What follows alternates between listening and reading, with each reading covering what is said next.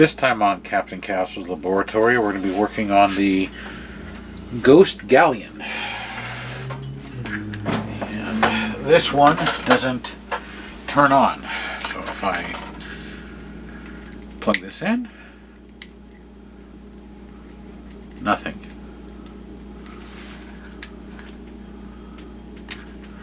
So, not sure if we have a power issue from the switch or if it's in the boat. We have no lights, no sounds, no motion. This was dropped off, and it does have a broken front mast thing here, which will get glued back on. But the switch feels a little janky, so I want to first start here and make sure that everything's good up in the switch area before we open up the boat.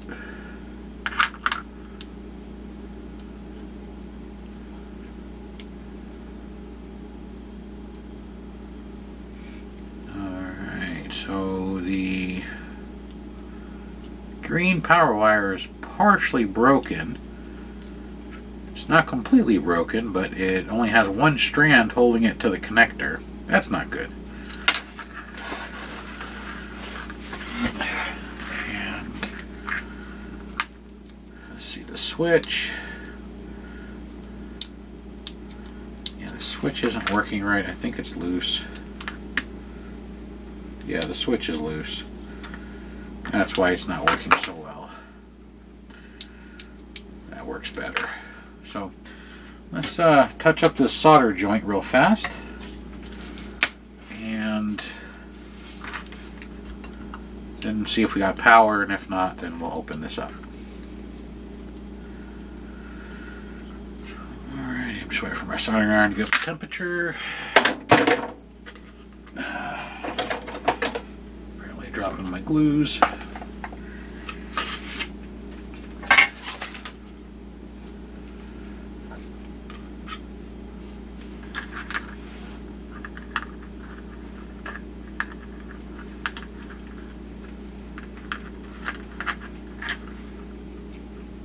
Of course, the green wire that's broken is the shortest wire, so I'm trying to position it to where I can get to it.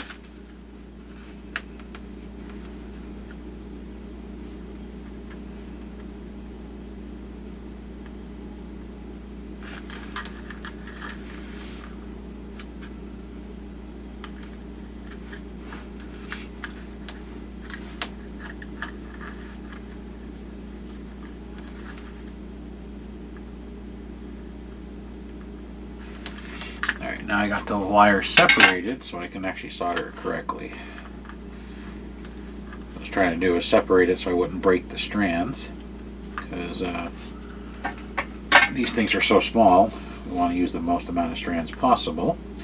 So now I'm going to tin it and now solder it back on. Some of these solder joints are horrible, just like the last video with the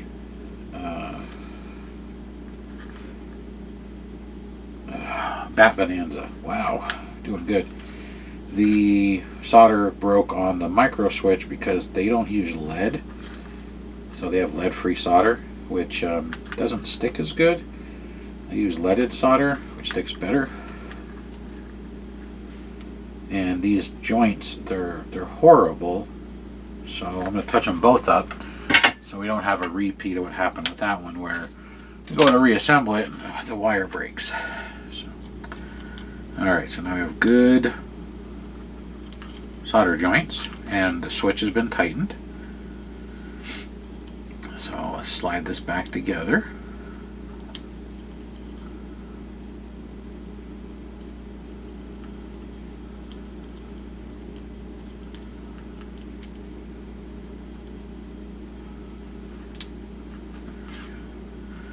There's kind of a little indentation for the switch, and then just got to move the wire so we can put the screw through.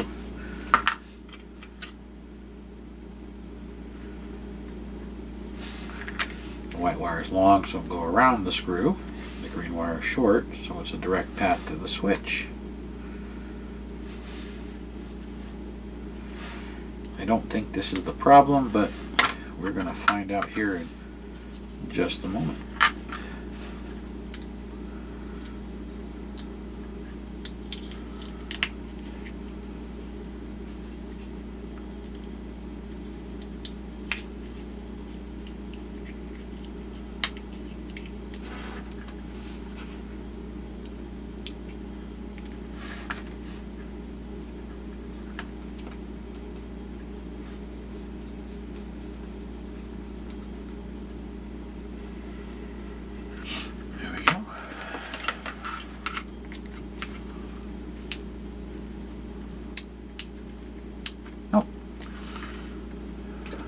So, now that we've isolated or repaired the switch, now let's take a look at the bottom. The bottom of this is similar to the last boat I worked on that I didn't get fixed due to they were returning it, which is probably the best option. So, let's tip it on its side. And on the bottom are the same screwed panel as the last boat. So I'm going to try and hold this. So there's 5 screws. And then you have a notch here and a notch here for cables. This one's blank. This one, of course, has this big thick hot glue, which holds that.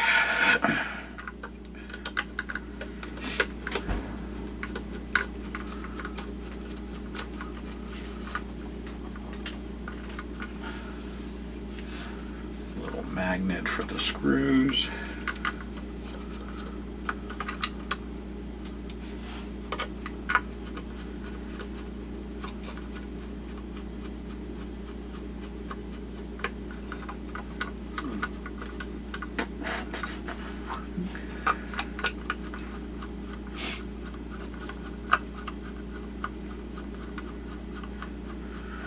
These are long screws.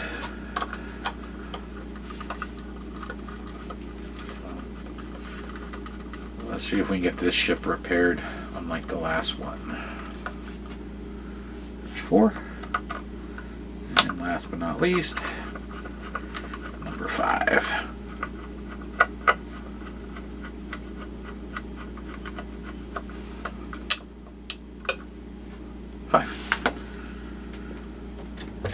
Grab a spudger, and it's got a little glue in this track, of course this track, a dab right here in the center, a dab, and then these 2 far corners.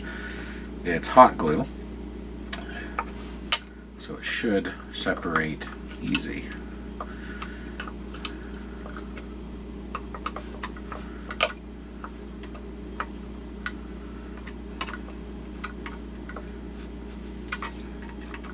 If I can get the spudger in there. There we go. And this separates pretty easy. There we go. So there's the hot glue on the plastic. I'm just going to use the spudger and chisel off the hot glue remnants in here. And then we got to, of course, chisel off the remnant or the cable hot glue to give us the slack we're going to need to pop this base. So now I believe this ship originally had a rubber mat, so this would be under the rubber mat.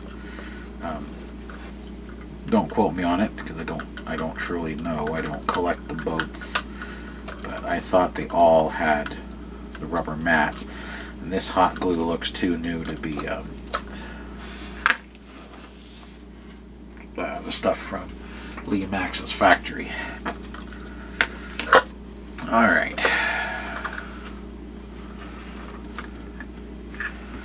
Alright, first thing I noticed is we have an arm that is mangled up that fell out of the bottom.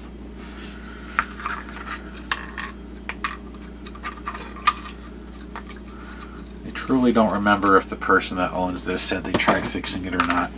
And that's my bad for not remembering.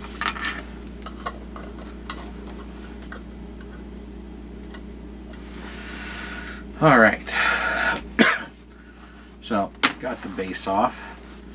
Now, we have 2 screws in the corners to possibly remove the center mechanism now, which should hopefully give us access to the motor, circuit board, the full drive assembly, some of the lighting.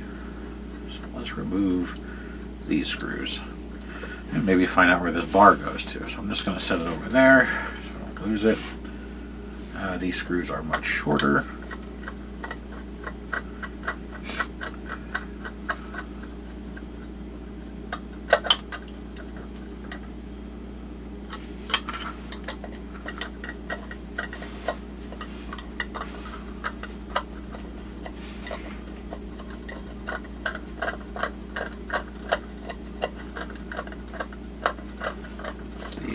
Boat quit functioning right where this screw is partially covered by this plastic.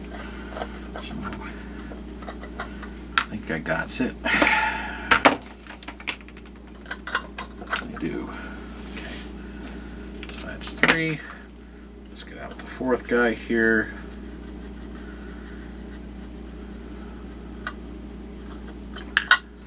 There's 4.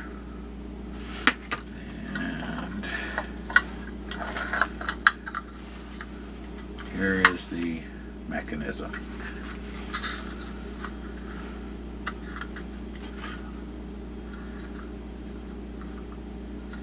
That's weird. It says do not mix old and new batteries, do not mix alkaline and standard, or rechargeable and nickel cadmium on this plate that's glued to the top of the motor. That is definitely strange. Very, very odd. And it has 2 diodes soldered to the motor. This whole assembly, it's all chewed up. It looks like it was all made, like homemade to fit in here. It is very odd. Very odd.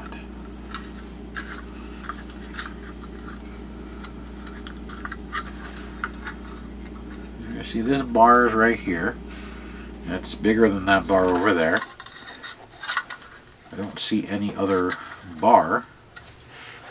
Circuit board is way up on the inside, and it also looks like it's been re-glued. All the glue in here is white. Now, there's some yellow glue on the bottom, and then there's some brown glue. The yellow and brown glue is what I expect to see based on the age of the boat, because glue yellows and browns over time. So it has been opened and worked on at some point. I see the speaker. Speaker's right here in the bow. The circuit board's right here in the aft, right underneath the chambers. Let's see if I can get the glue to pop free to take a look at the circuit board, because I'm wondering if it's got a bad circuit board or if it's been wired wrong, because it looks like it's been rewired potentially. No. It is really, really hard to tell. Let's try this one first. It's got the hook.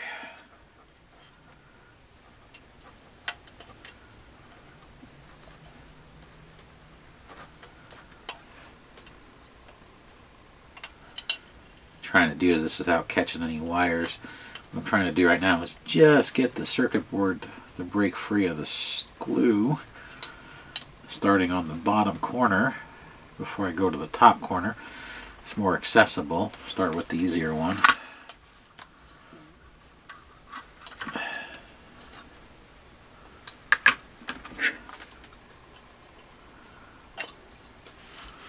Some glue strings.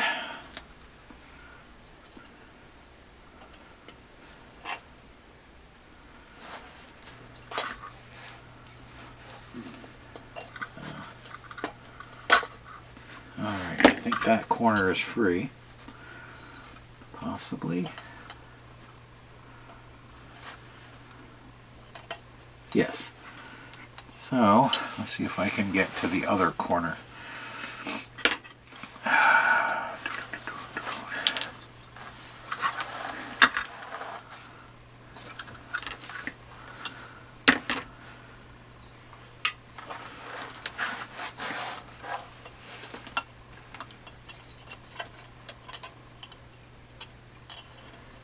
Same thing I'm trying to do is without losing any of these wires.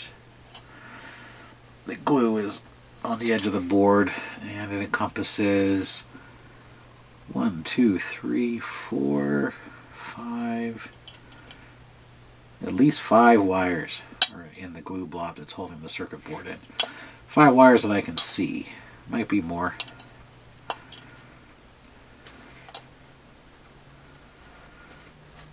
Just in case you're wondering, this is a ceramic or porcelain boat. At least the base, the masts and the sails and the rope and stuff are fabric and plastic.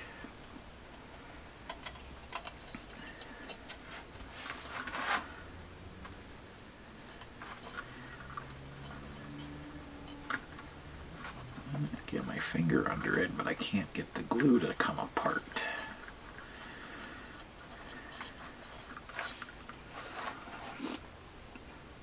Alright, well, let's warm up the glue a little bit, see if I can get it to release its bond.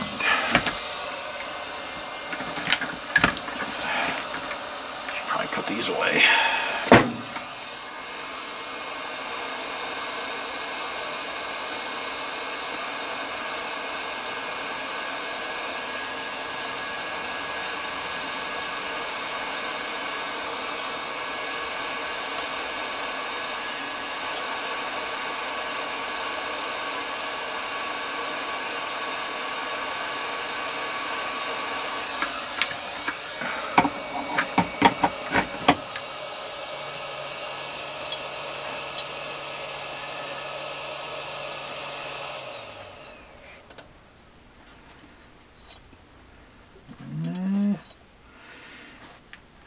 Kinda.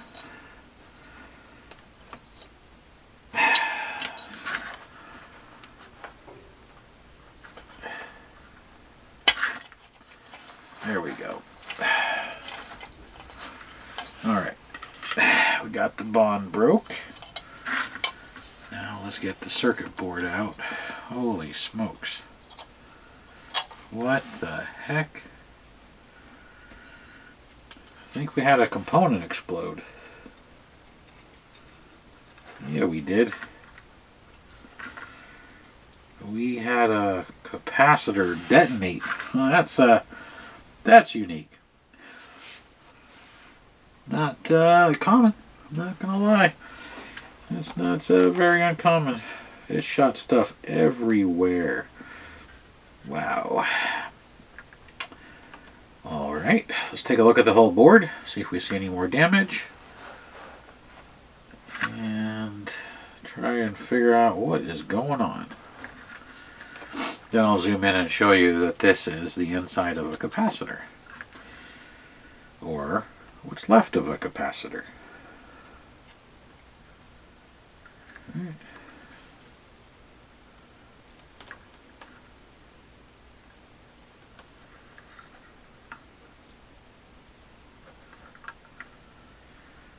All the other components seem to be intact. I have no idea what the level of the capacitor was since it's exploded. It might say it under the capacitor because I noticed a lot of these will say, like this capacitor says 100 nanofarads, or sorry, microfarads. This capacitor says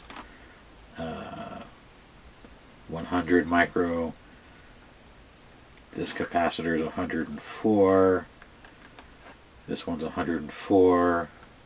So it might say underneath what that was. So I really do not understand what happened to this boat. Let's see what's inside. There's just some more of the fabric type material from the explosion. I don't see the metal casing anywhere, which is kind of concerning.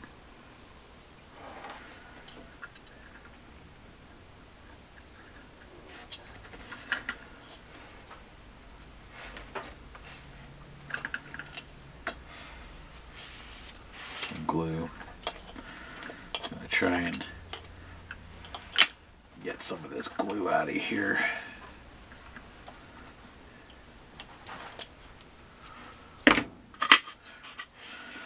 Alright, let's try and zoom in so you can see what I'm looking at.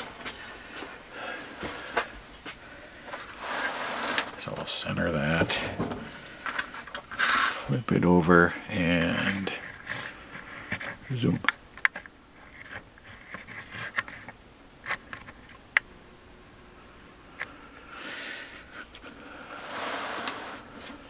So here's the circuit board.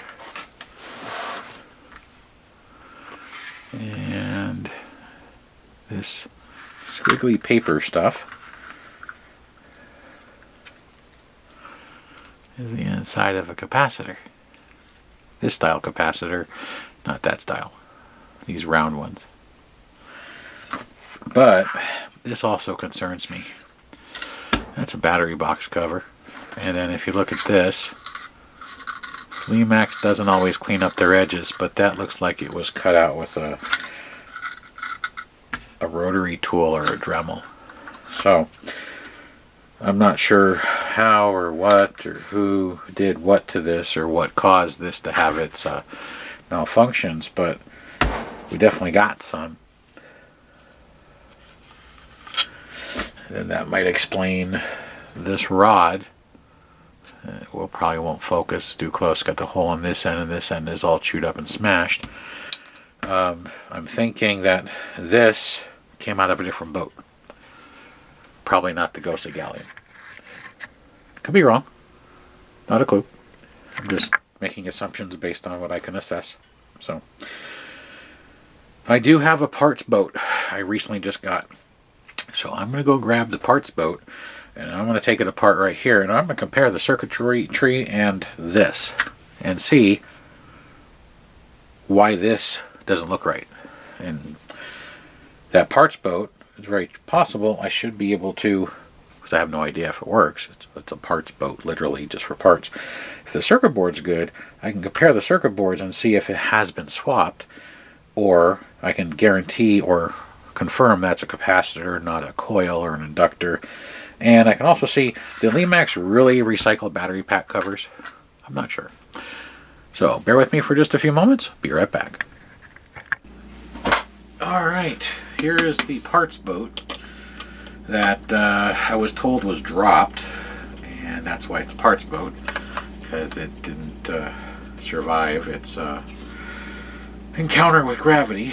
But it doesn't have the foam on the bottom, so saying that this one might have at one point was probably wrong, because I don't think this one's been opened. It just fell. Which is why all the stuff on top is, well, not as pretty as that one. So we're going to take out all 5 of these long screws so we can get the base to move. And then as far as the glue, this has got the same clearish glue, so I'm wondering if maybe that is the original glue.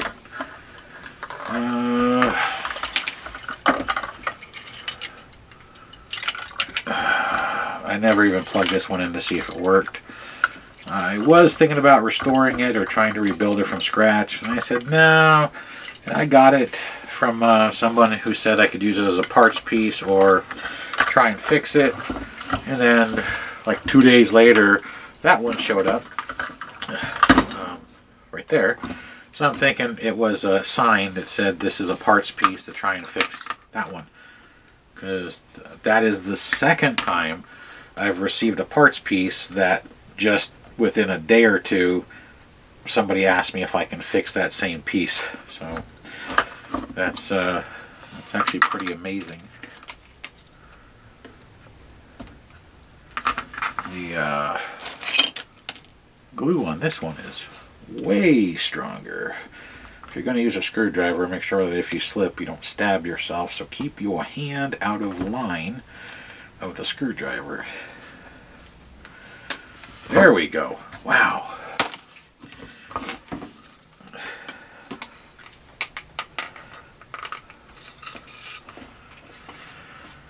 All right.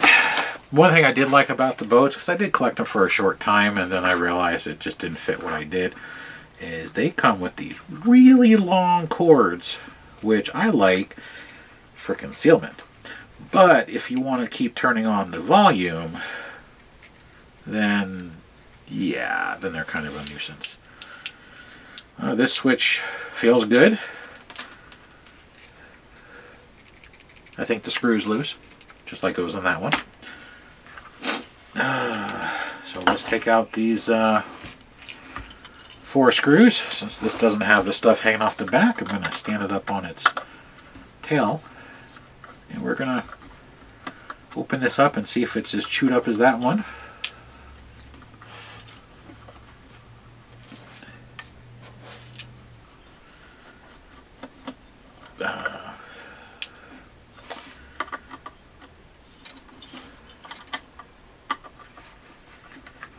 For falling, however it did fall, or however far it fell, or whatever it fell onto, it didn't break the porcelain or that resin base with the dude in the rowboat. So, thinking it fell and landed topside down and busted just the whole top of the ship off. And apparently it broke the motor. So, same box. It's got the same motor. It broke the gearbox. So that sucks. But this box is nice and smooth, except for where it's chipped right there. Probably from, you know, its encounter with a hard object. And this one's all chewed up. But it's still got the same chip missing out of it too, right there. So that's strange. Same shape, this one's gray, this one's white. Same motor and gearbox, except this has a battery pack glued to the top. Alright, so let's see about getting this circuit board out. Because, of course, this one's attached differently. You know, uniformity isn't Lemax's strong suit, I guess. The circuit board's not glued. All these little dinky wires are glued. You know, the most fragile pieces, the wiring, is what's holding the circuit board in. You know, and one of them just broke. That's awesome. I was hoping none of them would break so I know where they go for comparing to that one. So one of the wires broke. Let's see.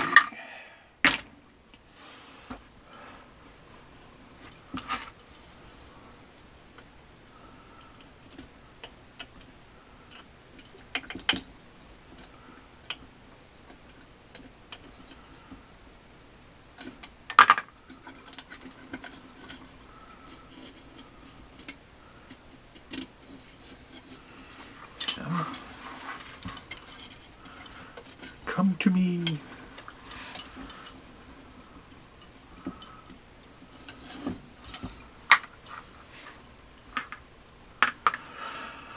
Alright, now we're going to do the add some heat to the area trick and see if we can soften up the glue without, well, softening up the wires. It's set for the lowest temperature, which is 100 degrees Celsius. I just want to soften it and not turn it into a liquid again.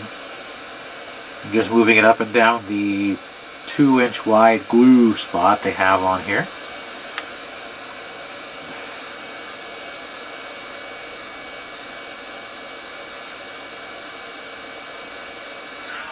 See if that's good enough.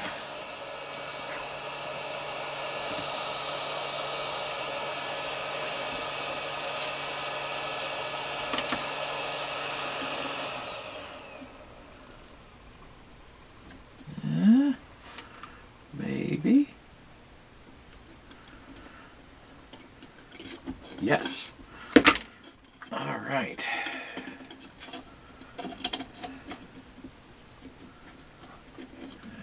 And this circuit board doesn't come out as far. They have all the wires actually tied in a physical knot. And there's the capacitor on this one that exploded. So it is a capacitor. It is a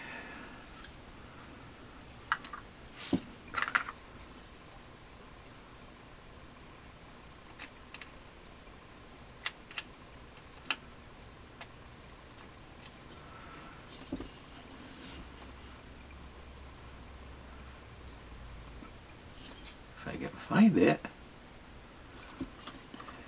There we go. 220 microfarad capacitor, 10 volts. And the negative is the pin closest to the 104.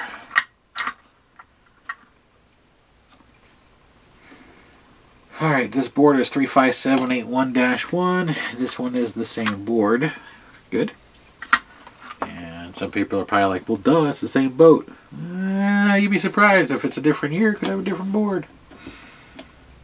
Let's see.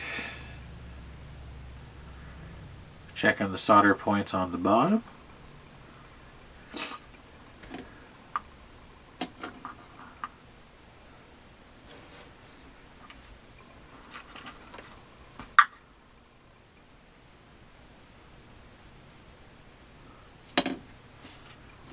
They were made at different times because these blue capacitors are black on here. This orange capacitor is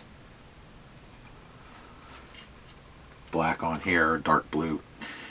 And this has a weird blob right there, which I have no idea what it is. It might be glue. I think it's glue. There's a white blob, hard resin. All the transistors are the same. Chips.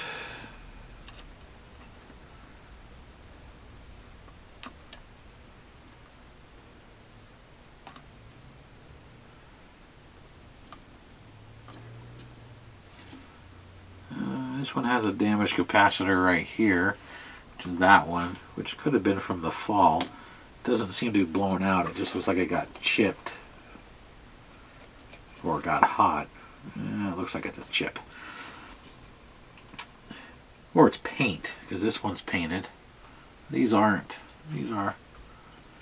Interesting. So,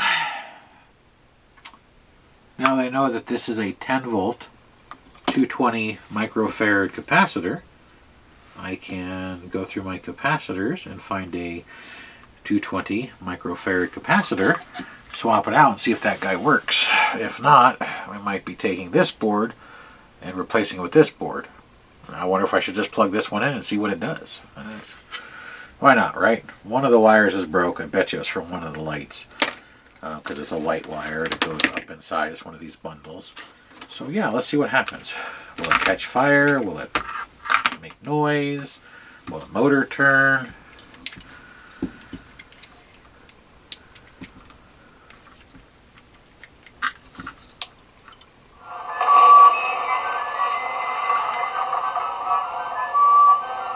Motor turns. Lights work. Speaker works. So I might just have to do a complete build the best out of both, which I've done many a times. That's why I always try to acquire parts pieces. So we need to find a capacitor. Where are my capacitors? Of course they're buried. I can seize them. Still curious on this. Also, why is this one so chewed up? It's like they half-assed this boat. If it was this way from the factory, it's like this was a Friday or a Monday boat and this was a regular day boat. Because even the paint on this is more brilliant. It's a darker wood color. The purple paneling appears to be a better shade and it's got a better paint job. Of course, this one has functional mass that aren't, in pieces like this one. So, I mean, there's that. But this is taped on because it probably broke off at some point. I don't know. Don't know. I mean, this is 1,000 times better than this. But, unfortunately, this has a busted gearbox. All the gears are inside, and the main drive gear is in 2 pieces, which is the gear that comes off of this motor. And that would probably be from the fall. Also, the screws, they don't use them. They use glue, and they sheared the glue. I don't know why they don't use the little micro screws. It makes it so much stronger. But that's why these gearboxes fail, as the glue starts to chip on one side, and it tips at an angle, breaking the little micro gears inside. It is annoying. But the newer pieces don't really use this micro gearbox setup. This is from much older pieces. But, they're cost cutting, of course. That's how you make your money. So, anyhow, I am going to pause again. Sorry. So I can dig out my capacitors, which are right there on the top shelf on the very bottom underneath a whole bunch of stuff, because I can see through my clear containers. And I'm going to see if I have a capacitor. We'll try and solder a capacitor to that board, see if it works. If it doesn't work, then we get to do the arduous task of removing that one and putting it in this one. And then maybe if this piece works, removing this piece and putting it in this piece, since even though this hit the ground, the 4 little holes in the corner, this one's split. On this guy, 3 of the holes are split. This one only has 1 hole that's split. And this hole's blown out completely. So I'm wondering if this maybe got jarred or held while it was trying to do its motion. Plus this one moves really easy. This one, well, part of it's there's no motor. But this one on the pin, this pin's got a lot of slack in it compared to this pin. And that could be from use. It just wears down the hole. So, I don't know. Let's see what we can do. Let's try and get a boat fixed this time, and not like the last time where I had to send it back without it working. So, that way it could be my first ship repair on the channel. So, bear with me. I'm going to dig out my capacitors. We're going to try and fix this board, and if it works, yay. If it doesn't, we got a parts piece. Ironically, almost the exact same time as the broken one. So, you gotta love it when a plan comes together. Be right back. Alright, I dug out my capacitors. So now I'm looking for a 220 10 volt minimum microfarad capacitor. I'm not going to look at these big guys going, oh yeah, because this ain't going to fit. We're going to look at these little guys here and see what we got in these variety packs. Alright, 22 microfarads. It's 10 times too small. We got a 220 at 35 volts. That technically would work, but it's also a fatter one, so it's not going to fit very well.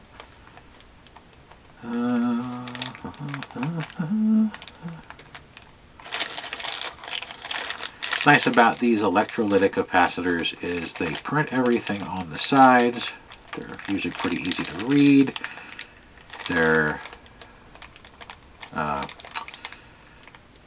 They tell you which is the negative pin, so hopefully you don't install it backwards and blow it up. Things like that. So this does have a 220 in it, but it's a large capacitor like that. And I don't want anything that big.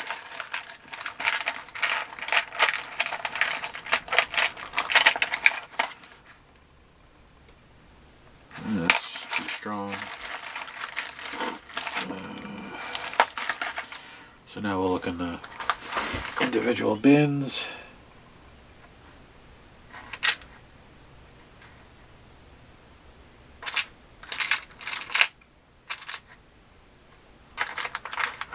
Be surprised if I don't have one. There we go. Right in front of me. Where's my link? There we go. 220 microfarad, 10 volts. slightly bigger than what's on there. Let me see, is any of these other guys going to work better? What's this one? It's 100 microfarads. That's 220.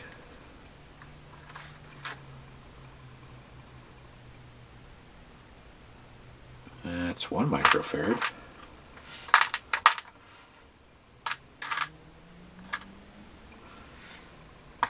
Got a lot of 22s.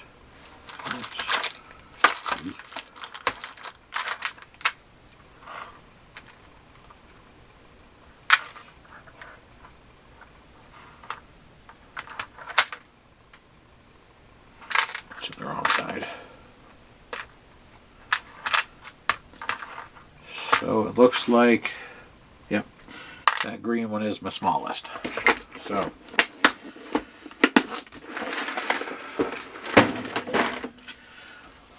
now, if you haven't seen electrolytic capacitor up close, I'll see if this will work. So it says 10 volts, 220 microfarad. Minus means this pin right here is the negative. And then it has the manufacturer's information printed around the rest of the label. So, very important, these are polarized, that you put them in the right way. Putting them in backwards can destroy your circuitry, and also these things can explode like this, and they turn into miniature grenades. It's kind of cool if you're doing it intentionally, but it's kind of bad if you're trying to fix something. Also, don't charge these up and use them as little shockers for people. That's a no-no. It's not like we all do that, but this one's a low voltage one. It's only 10 volts. Just to give you a reference, these are also capacitors. These are big bad boys. 260 microfarads at 300 volts DC. You can see the size difference is immense. These are also polarized. There's a plus sign on top and a minus sign like a car battery. These are wired together because these actually come out of a strobe light bar. These are what makes the strobe lights flash. And if you wire these all together, it makes a really, really dangerous toy. I learned that the hard way when I took electronics. It took like a week to grow back all my hair. So, alright, so now we need to desolder the pins for this exploded capacitor.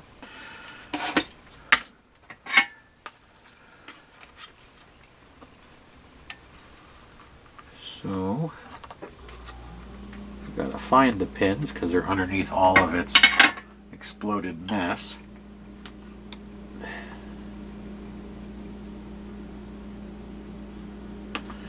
Actually, those pins are really long and these pins are really short, so I'm going to just cut it off and then solder to the existing pins.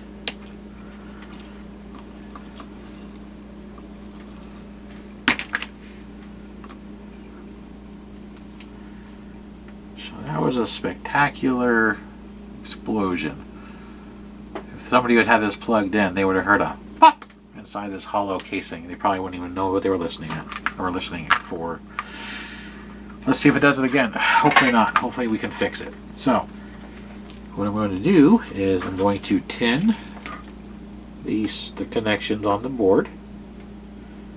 Now if you had a capacitor with long leads, you could just desolder the connector from the board. This capacitor is a salvage capacitor, meaning I took it out of somebody. I try not to buy new capacitors if I can get a set out of something that they still work. You can test your capacitors with a multimeter or a capacitance meter and find out if your capacitor is still good or within tolerance. If they are, and they're standard sizes that I use, and I'm running low, I stick them in that plastic bin. If they're not, then I just chuck them in the garbage. So I'm going to fold the leads out so they can touch those two leads. Now, looking at this circuit board, because I don't think this one tells me. It does not say. The negative, I believe, again, is off to the side, the right side from my perspective. So we're just going to double check. Yep. Again, don't want to put it in backwards. Not that this one's going to hurt you, I just don't want to destroy this.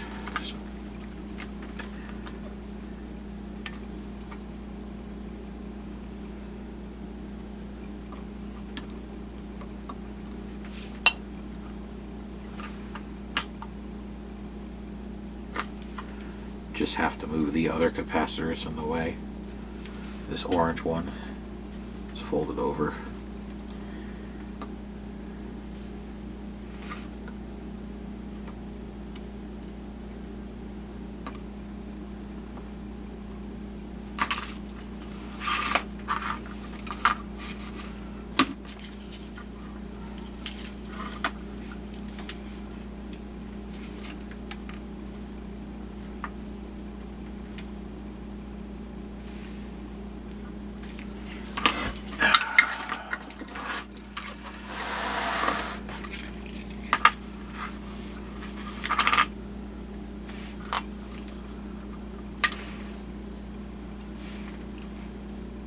I don't have my fine tip on here, so I'm trying to find the best angle to do this without damaging the resistor that's right next to it. Of course, if I put my fine tip on it, I have to wait a little bit, so that way this thing can cool down. Of course, it's nice and toasty.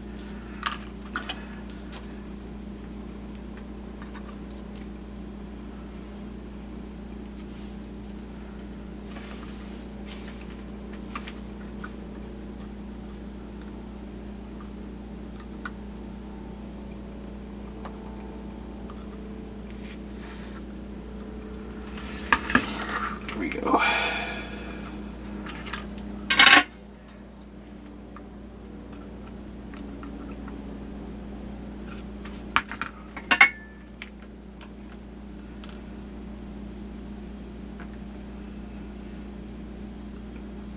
All right, new capacitor is soldered in.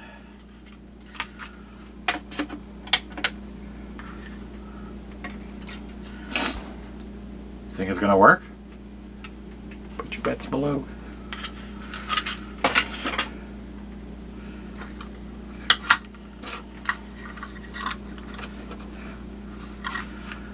Because I don't know what caused that to explode.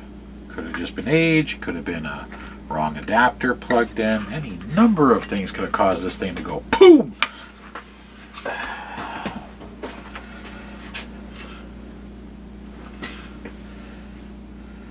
Oh, well, apparently here's the top of the capacitor. It apparently was stuck inside. So, there it is. We'll just verify 220 microfarad at 10 volts. And then there's your inside, where you have your two layers wound. There is supposed to be a liquid in here, that's why they're called electrolytic, but it's all dried up since it exploded. It's amazing how much of this is wound up in that itty bitty little piece. Alright. Have your safety squints on, so that way if it explodes it doesn't shoot that metal cap into your face. Here we go.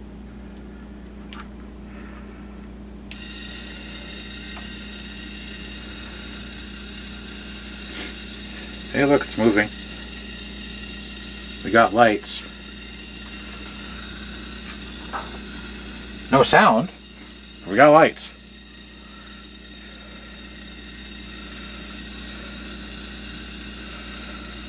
We got lights in motion, so that's way more than we had when we started this process. And the capacitor didn't explode, so 2 thumbs up. So either we got a bad speaker or we got a bad sound chip. Possibly things got damaged when it went boom, and that's possible.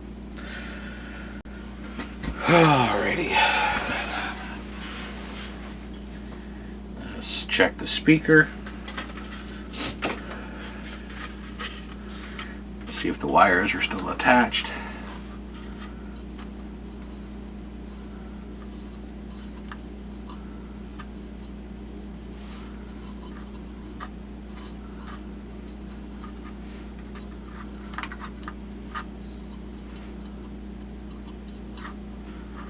Speaker wires appear to go up.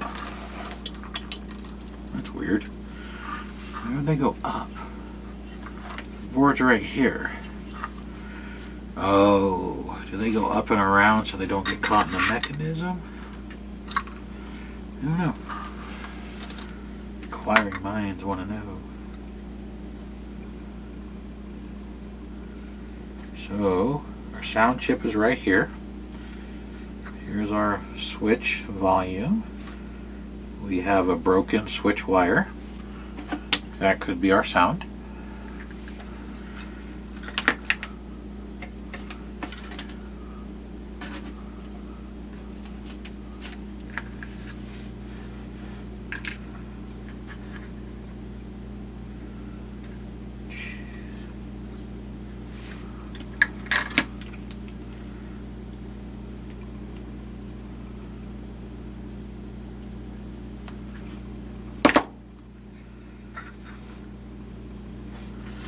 Just to make sure where it goes, yes. Goes to this pin all the way off to the side here. So let's tin it. Once I clean my tip off, because there's something stuck to it. Jeez.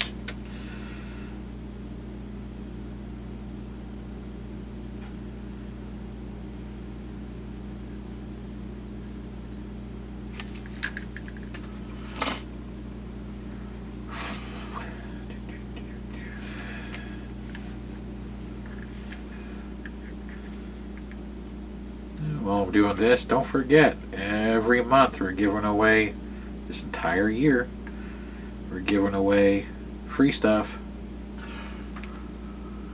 Christmas and Halloween village related items. So for your Christmas and or Halloween related village. So that's 12 months, that's 12 giveaways. All you gotta do is enter your information below the video that's posted for each of the giveaways. You can post anything. You can post your name, you can post your favorite color, your collection you collect, you know, your first car, your favorite pet. I don't really care.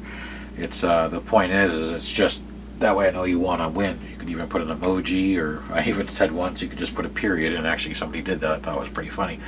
So it's just some way so I have a name in the information below to actually message if you are randomly selected. It's good for the US because of the shipping costs.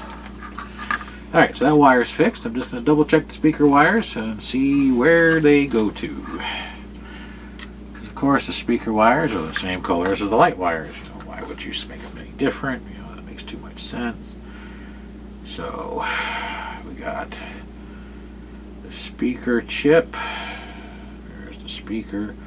So it should be this wire here. Yep.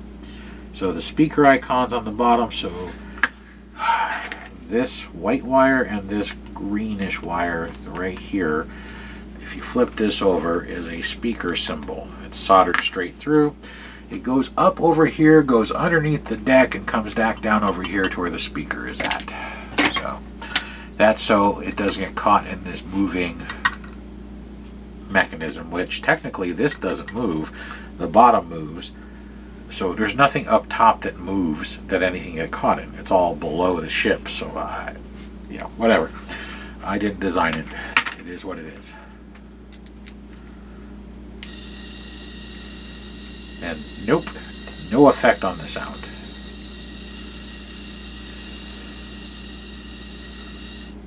So whatever that wire was, no effect on the sound. That wire goes to the sound chip. How funny. Let's check the switch just to make sure that the switch isn't broken. We fixed the power port, but I didn't actually look at the actual switch.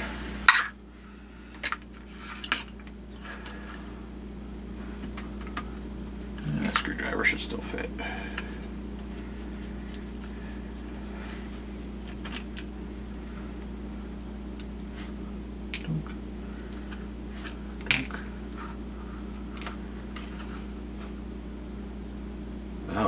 God, these solder joints are horrible. Horrible, I tell you. Well, at least this is screwed down.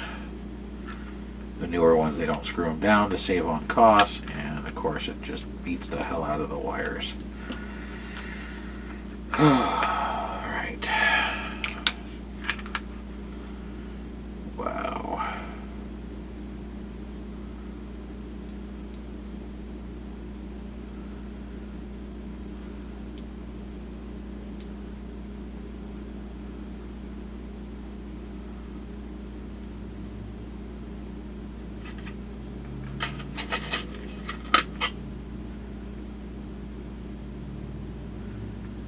I think I'm going to touch up these wires. These solder joints are horrible. I'm also going to remove some of the melted plastic. They got the solder joints super hot. They actually discolored the pins they're soldered to. What are they doing? Using a welder? Wow. So these solder pads are silver, and these ones in the middle are off-colored because they got real hot when they were soldered. That, or that was part of the short that blew the capacitor, or these got really hot because there was a short that blew the capacitor. But I don't really see a 4.5 volt system causing these big metal pads to get that hot. So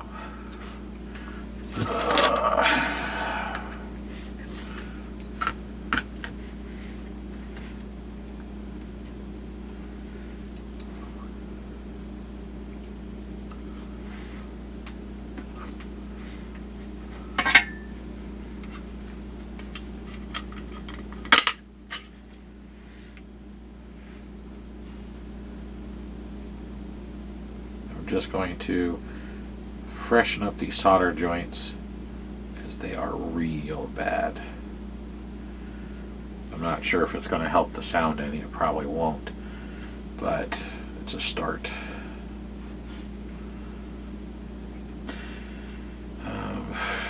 I always recommend using leaded solder. It has a much better conductivity rate. It melts better. It flows better. I do know that they're trying to ban it. If you live in the state of California, it gives you cancer like everything else. I understand that lead is a heavy metal, it gets into your blood, it ruins the environment, blah blah blah. I understand it all. I've been doing electronics since I was a kid, whether I'm doing it for my own hobby stuff or going to school for it. So I understand all of the pros and cons, but there's certain things we can't sacrifice, especially if we're in the technology industry. And I'm going to let you know that solder is a big one. I understand that lead has got all its inherent issues, but it also has a whole bunch of good stuff. Makes really great conductor when you're using it as a bonding agent. So, it's my 2 cents. If I go to the hardware store, because the local Ace Hardware to me actually sells solder, they have lead and unleaded, it sounds like gasoline, solder right next to each other. And the leaded solder is more expensive because of course they don't want you to buy it, but it's the one that always seems to be purchased the most. And that's because those who know that this stuff works so much better. You don't get the cold joints, you don't get the deterioration or the oxidization as much as you do on the lead free. So, but another thing is everything is designed to be thrown away these days, so it's possible they just don't want to spend the extra money on something that's going to end up in the garbage. So I mean, it's pros and cons of everything. I try to fix things to where they don't end up in the garbage. What's that old thing? Recycle, reuse. I forgot the 3. It's like recycle, reuse, and something. I recycle as much as I can. Every little bit helps, they say. Then others say it doesn't do anything. But that's why I have these parts houses. It's not just to help me get these repair videos done for y'all. It's also to use the pieces to salvage somebody else's piece so it doesn't end up in a garbage. I've actually talked to a few people who have thrown pieces away because they didn't realize that you could use them as parts for other pieces, or if you get another piece that's the same. So I just recently met a couple of folks from Cali that came here to in person to drop off and pick up some parts or houses that are going to be repaired on the channel, probably after this one. And let them, when they ask where I get my stuff from, I let them know estate sales, Goodwill, both Goodwill in person and Goodwill online. I don't know how many of y'all know it, but Goodwill has an auction site, shopgoodwill.com, where you can win stuff, and they have a lot of Lemax and Apartment 56 on there. A lot of it's in good shape, and it sells for close to eBay prices, but some of it they don't know what it is, and they have it for like $10. It's like, woohoo! And then you can buy it and expand your village. Set up an account, it's free. I bought stuff from them online, and you'd be surprised. So if you can't find your piece that you're looking for, or parts that you're looking for, at some of the standard places like eBay, Amazon, eHobby, I think they're still around, Gift Spice, City Lights, etc. Check out Shop Goodwill online. No, I'm not a paid shill or spokesperson for them. I just I like to save money, find deals, and help people in this hobby, keeping their hobby alive. I see so many people selling their entire village sets because they can't keep it going, or they're moving and they can't have it, or they're tired of it breaking, and it's saddening, but there's always people out there willing to give it a new home. I cannot afford some of the prices they're asking, because a lot of them want to sell the whole thing at once, and I don't know. I understand piecemealing, it's a pain in the butt, but not a lot of people want to buy your entire village for thousands of dollars, probably because of duplications and, of course, money. Nope, still no sound. So I'm thinking it's got a bad sound chip.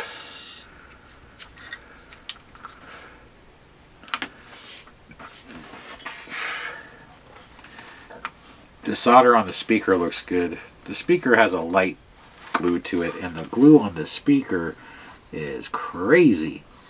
It is glued in there really well. Like, it is encased in glue. It's like the guy because this is the original glue, it's the brown glue. It's like the guy at the factory was in there just going, fell asleep while squeezing the handle or something. I have no idea. I've never seen this much glue on a speaker before. It is nuts. It appears that both wires are still soldered in place on the speaker.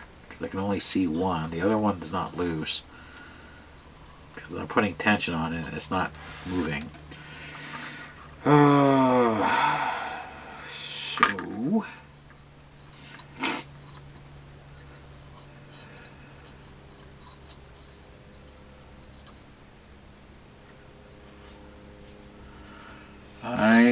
I'll probably just call the person, see if they want the speaker working, and if that's the case, we're just going to have to swap circuit boards. Unfortunately, these sound chips, because the problem with the sound chip is you don't know if the sound chip is bad. This is how they work. I've explained it once before, I think, but just in case you don't watch every video, which if it was up to me, I wouldn't, but I have to make sure they're, edited properly. Here's your blob chip. This is the brain. This is your CPU if it was a computer. This blob chip sends signals to the two processors and your sound chip. So the blob chip sends a signal to the sound chip. This is an amplifier chip. It basically takes the itty bitty signal pulses to make the audio and then makes it louder. It's an amplifier, and then sends it off through the wires to your speaker that's right here. So if this is not receiving a signal, it's not going to have any sound, which means the blob chip is bad. If the blob chip is bad, there's no repairing it. If this chip is bad, there is a part number on the top. You can find these chips online. Usually you have to buy 10 or 25 or 6,000 at a time, but you can replace that chip. It's 8 pins, it's soldered in. As long as you don't damage the components around it, such as the resistors or the 3 capacitors in this case, you're golden. And if you do, just replace them. This board actually tells you this is a 220 k ohm resistor. This resistor is a 27 k ohm resistor. This is 103 capacitor. The one next to it's 104. And then the big orange guy is 10 microfarads at 25 volts. So you can technically replace this chip.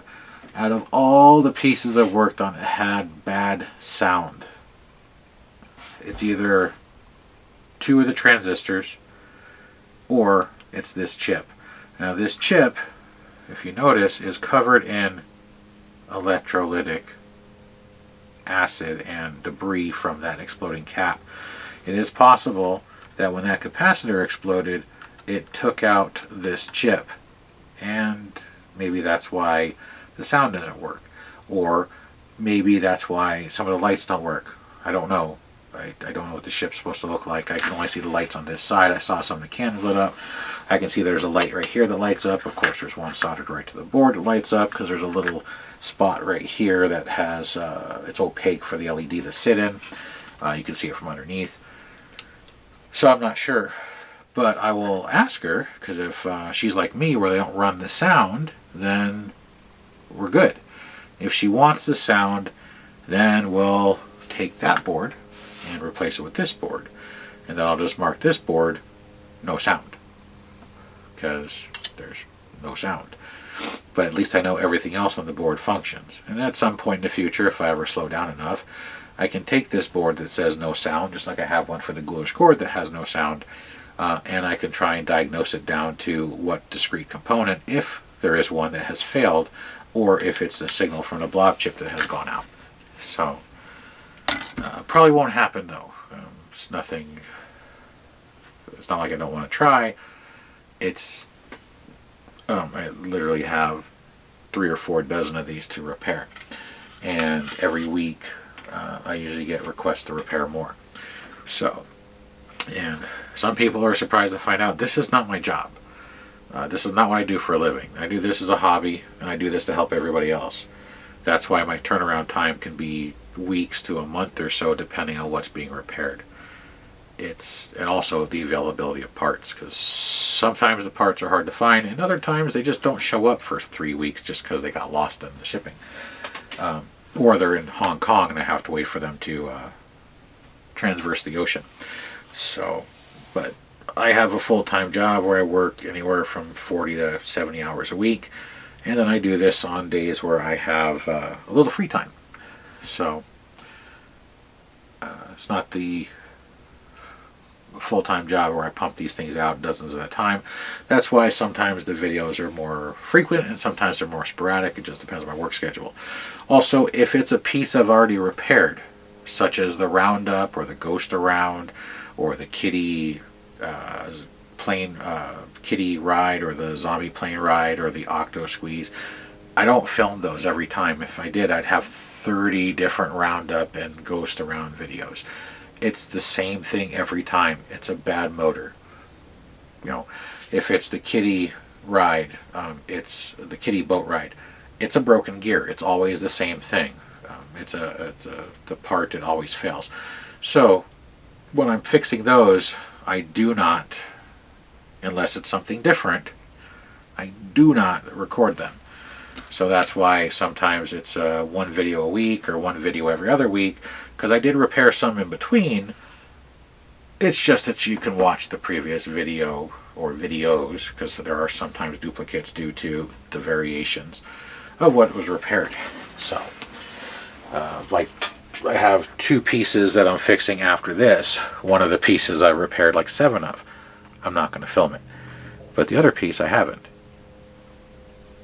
So, anyway, I'm going to call this person and see what they want to do. So I shall return with an update, probably tomorrow because it's late and I don't want to wake them up. So we'll be back in a moment for you and a day for me. Alright, the exciting conclusion of the boat. Let's turn it on.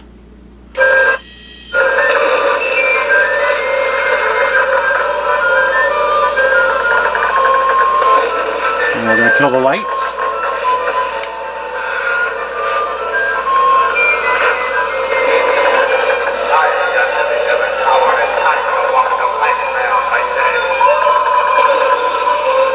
There's the cannon fire.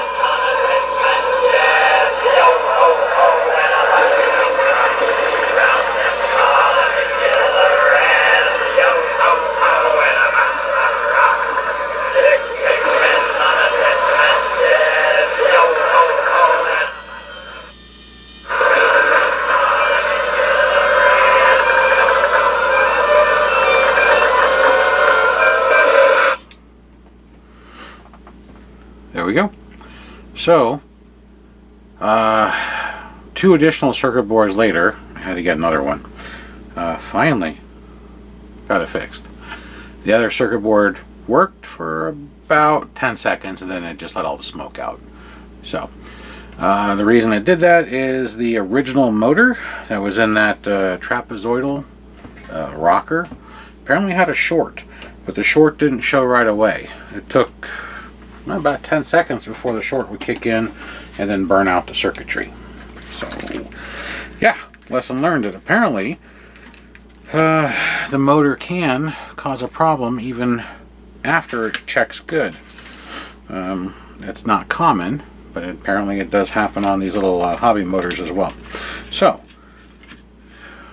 basically everything inside of it's new. Yeah. I don't know how else to explain it. Apparently, from what I've gathered by looking at different places online and forums, this ship is notorious for failing. And it's probably because that motor, when it shorts out, is such an odd short that it takes out the circuitry. And the circuitry is hard to trace and then repair.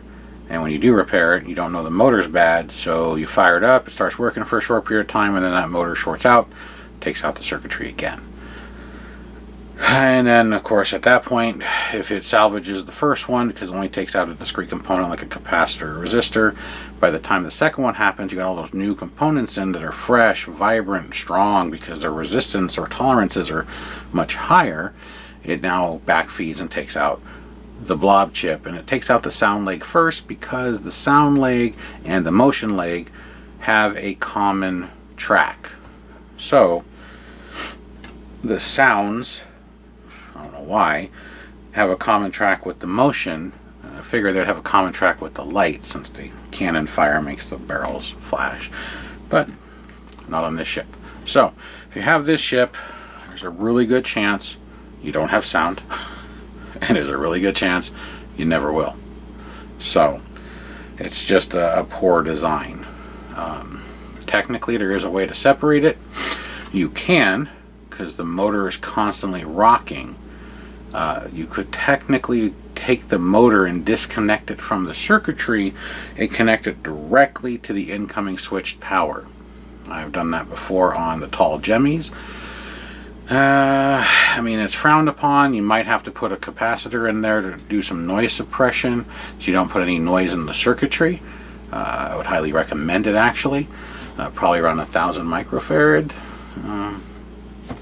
And that way you would bypass the circuit board. So if the motor fails, it doesn't take out the entire circuit board. And you can also separate the motor, one of the legs, and pop a fuse in there, like a 1 amp. I think that's about as low as you're going to find them in a blade.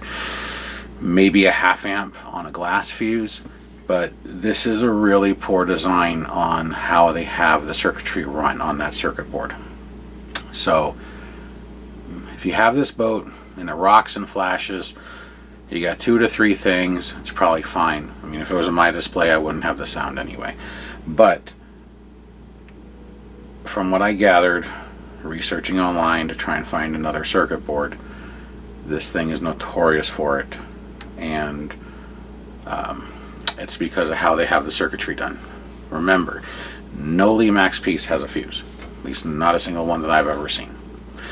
It's just direct power from your power supply, and it goes through everything. Normally when a motor shorts out, everything fails because the least path of resistance would be the shorted motor from positive to negative, so it goes right back to its power source. This one, because it shares a common track, when it goes back to where it's supposed to go, it's taking out components en route because they're causing them to get too hot and pop or burn or smoke or whatever terminology you want to use. So it's kind of an inherent problem, since I looked at 24 of these things and they all had the same exact problem. They all had smoked circuitry. Pop them open, burnt boards, or boards are good, nothing coming out of the sound side.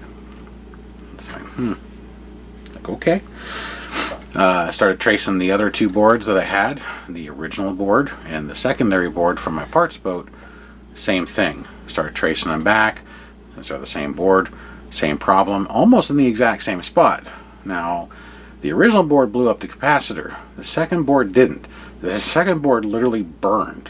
It just, all the small components got really hot and let out the smoke. Because whatever that short was in that motor was enough to cause the second board to more violently self-destruct. So that means the second board might have been weaker than the first board.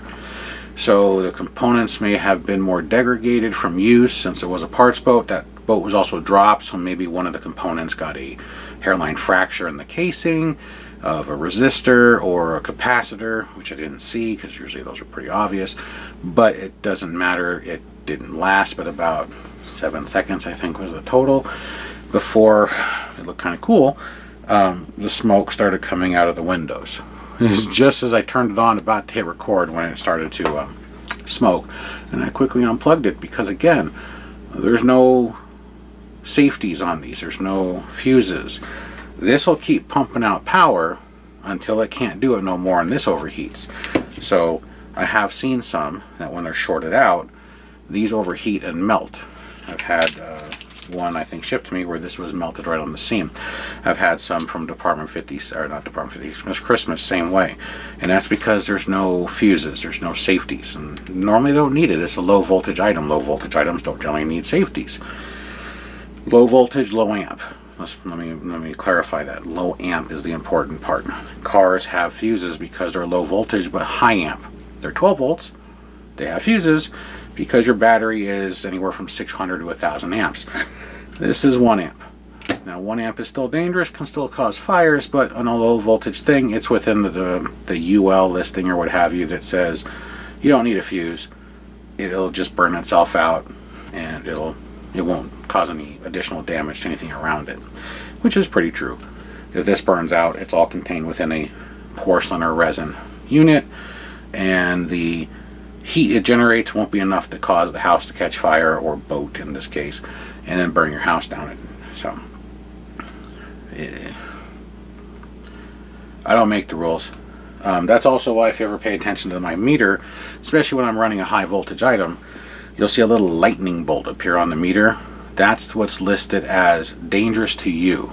And just so you have an idea, that's about 25 volts AC, 20 volts DC. Supposedly the meter is set based on the standards for what is dangerous to the human being touching it and possibly getting an electric charge put through you. I don't know if that's true or not. I didn't design the meter. I just read the instructions. And this falls well below what they list as possibly destructive. So, but there are options. Like I said, you could try and put a fuse in line. If you want to take your boat apart, you can try and isolate the motor from the circuit board and connect it to the power side of this, which is soldered to the back of the board. It's one of those, it's 2 of those 5 wires, or 1, and then the other wire you can solder directly to the, well, technically 2, because your ports right there. So you can solder it to the incoming power and the ground, or jump it across the connectors where it's soldered on the board. You can send a separate signal to it, put another power port somewhere on the bottom. I don't know if it's worth it for your displays, how much you like the pirate themes. I'm just looking at the design, the reason why I lost 2 circuit boards, and the fact that that little hobby motor fails completely different than every other motor I've come across. And I don't know why. So these round motors, when they fail, you lose all your power. And you've seen it in tons of the videos I've done. But these square body motors, you see they're flat and flat. Some have the solder points on the top, some have the solder points on the back. Right there and right there is an example. This one's on the top. Whatever they use in here, which is smaller than this is just bigger so you can see it better on camera. It fails funny. That's the only way I can say it. Is it fails not immediately. The motor runs and then it gets the short, so there's probably short in the rotating windings, and then boom. By the time you realize there's a problem, it's already done its damage.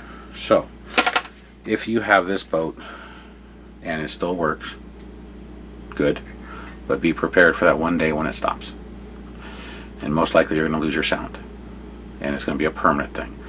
You can change your motor to prolong its life, but eventually you'll take out the whole circuit board. And it's just a design flaw. I know they don't make it anymore, and I'm sure that new boats, since this one's been created, they've increased or made the circuit boards better. But out of all the boats I've done, which is, this is number 2 on the channel, they have a very high failure rate. You saw the first one I did, which was returned, because it still had a return time frame.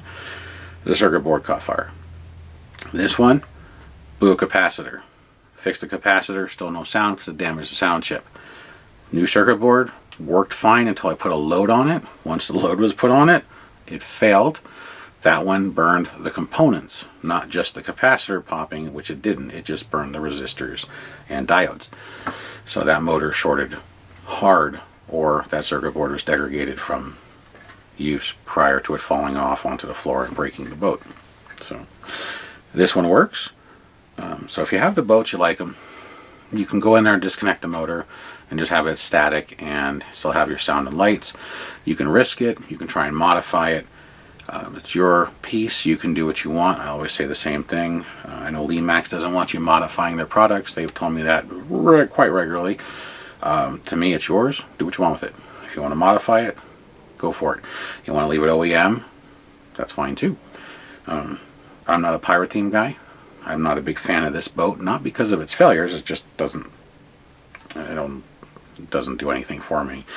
Whereas the previous boat was kind of cool, but that might have been the paint job and the way the pirates are and so on and so forth. And it kind of reminded me more of the, Pirates of the Caribbean. But I don't have much more to say about it other than if you have this boat, and I don't know about the other boats in the pirate ship line, or the ship line, meaning all the different boats they had. Actually, this is the 3rd boat. I forgot about the River Bell boat that fell off of a counter and shattered, and I had to repair it. At least this one is probably the worst of the 3 I've done on how it's designed. Taking it apart, very easy. There's no rubber mat. You got the 5 screws, separates this plate. Make sure you break the glue on this so you don't pull the wires off the board. Tip it over, remove the remaining 4 screws, pull out the center section where you have your motor on the cammed housing. Set it off to the side. Watch for glue, since you have a really good amount of glue holding some of these wires down, and of course they're paper thin and they're really notorious for breaking. The circuit board's back here. The speaker's up here. The wires go up and over. Some of the wires are glued to the bottom of the deck. Other wires are actually fed through the deck, like in here, in the captain's area. So watch your wiring. Get your circuit board out. See if you can find out what's wrong with it, if you're having a problem, so on and so forth. Take a picture of it if you can, because of that glue, and these wires are so thin, and they use lead-free solder, the wires have a tendency of breaking off. So make sure you get a picture. Picture. Take 3, 4, 7, just so you're prepared. And then do your process. And then worst cases, you're going to have to try and find a parts boat, or just replace the unit outright, or deal with it the way it is. Now, if you lose your entire circuit board and you don't, but you want it to do something, you can find circuits to make the boat flash for the cannons. You can make the lights just light up. The lights are on solid. The only thing that flashes are the cannons. You can get flashing circuits that you can build or buy and make the cannons flash. You can make the motor rock, replace the motor. Like I said, just hardwire it to an off-on switch, get rid of the volume switch, and you can get rid of the circuit board and just make it a motion and lit boat. Sound, way more difficult. But trying to give you some options, because out of all the different pieces I've done, this one's going to rate as one of the worst designed circuitry pieces that I've come across. Granted, it's older, and they have gotten better since then, but I have worked on older pieces than this and newer pieces, and the way they have this one designed, it is guaranteed to fail. And at least that's my take on it. I could be wrong. I don't work for the company. I'm not an engineer for them. There might be something I'm missing in their circuitry design, but from what I can see at the moment, if you have this ship and it works, good. If it doesn't work, well, that's going to be typical based on my research. And if it works, it's only a matter of time. So sorry for the negative, but that's what I can go by. So appreciate you watching. Seeing the headaches that sometimes these things provide. I've had this thing for 3.5 weeks now, but it's finally working. So now I can put it back in its box and get it back to its owner, and then let them know the good news as far as there's no guarantee on how long it's going to last. So, but all the pieces are glued back on. Everything's back to normal. So between all the boats, we got one good functional boat. I now have parts. So if you have this boat and you need something like a flag or a sail or a character, I have them. At least I have 2 parts boats sitting on my counter now, or on my shelves of parts. So if you have this boat and you've lost something, you broke something, because I know these 2 characters right here, the guy walking the plank, he constantly falls off. The guy pushing him with the sword, he breaks free. The other guy always snaps at the ankles. No idea why. Probably because they're super thin. You got this boat and one of your cannons fell off. Well, I got him. You lose a mast. Got him. You lose a fake plastic flag or the fabric flag. Got him. You can always message me. I do send parts to people as they need them. I have sent signs off of pieces that I have as parts pieces. I have sent motors, speakers, gears, gearboxes, because some of them have itty bitty micro gearboxes that are proprietary. So you can always email me and I'll do my best to see what I can either have or find. But yeah, other than that, that takes care of this one. So if you have this boat, just be aware that the Ghostly Galleon is it's a great looking ship for what it is, but it's a really bad design circuit board based on how they have the tracks run and how the components are shared. And that's just my take. So anyhow, until the next one, we'll see you then. And also, don't forget, every month we're giving away a village piece. Christmas and Halloween. Department 56, Mr. Christmas, and Lemax. So stay tuned every month. Look for the video. It'll always say the previous month's winner and that month's giveaway. Costs nothing to you. All you gotta do is comment and be within the United States. So those are only 2 criteria. We make it real easy. None of that complicated stuff like send it to 37 friends and you get 14 entries, and then send a DNA sample and